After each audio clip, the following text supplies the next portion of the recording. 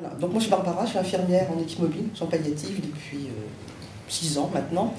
Et j'ai auparavant travaillé pendant 6 ans aussi en soins palliatifs mais à domicile, en HAD. Donc en fait, moi, la question que je me pose beaucoup par rapport à cette législation qui pourrait changer, c'est qui on protège et de qui on prend soin en demandant ou en envisageant de demander aux soignants de faire du suicide assisté, de provoquer ou d'anticiper exactement la mort de personnes qui sont de fait en fin de vie. Donc quand je dis qui protège-t-on ou de qui prend-on soin, je ne suis pas toujours certaine que ce soit du malade lui-même. Moi je trouve que quelquefois le malade est un argument, parce qu'il vit des choses difficiles, il y a des symptômes difficiles, il y a parfois des altérations physiques qui sont à la limite supportables. Avec un peu l'expérience que j'ai derrière moi, quelquefois c'est vrai que ça peut être très difficile. Mais est-ce que c'est vraiment de lui qu'il s'agit, des soignants qui sont autour de lui, ou des familles qui l'accompagnent?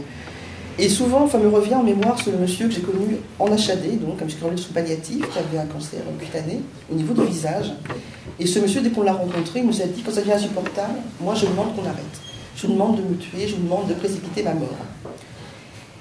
Et ce monsieur, je l'ai vu presque tous les jours, en référence avec une collègue.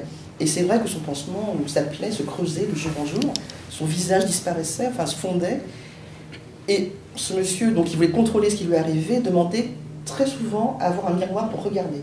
Donc quand il faisait le pansement, il se regardait. Il disait, quand ce sera insupportable, quand ce sera plus supportable, quand j'en pourrai plus, je vous demanderai de m'aider à arrêter ma vie. Et en fait, ce monsieur, qu'on a suivi pendant des semaines et des mois, n'a jamais demandé à ce qu'on intervienne pour abréger ses jours. Alors, dans cette situation, c'était très difficile pour les soignants de voir ce monsieur disparaître un peu au fil du temps, pour l'épouse qui voyait aussi comment était le pansement, comment était la plaie.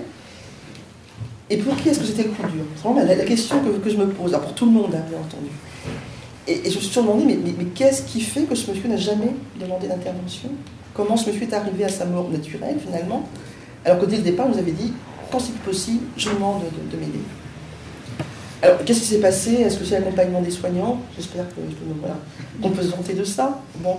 Est-ce que c'est le fait que sa femme était toujours amoureuse de lui, ça se voyait, ça se sentait, et vraiment il y avait quelque chose de ça qui transpirait tous les jours?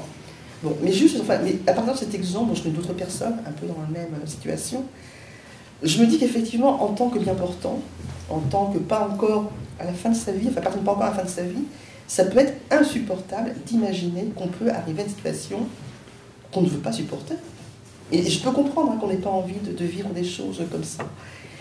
Et c'est un peu l'idée que j'ai, que peut-être qu'on fait des demandes de changement de loi, des demandes d'intervention, qu'on puisse intervenir parce qu'on n'a pas envie, de se trouver coincé.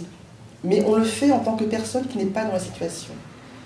Et c'est une question que je me pose, c'est est-ce que quelquefois on ne prévoit pas des choses pour protéger d'autres que le malade? C'est juste une question, je ne sais pas.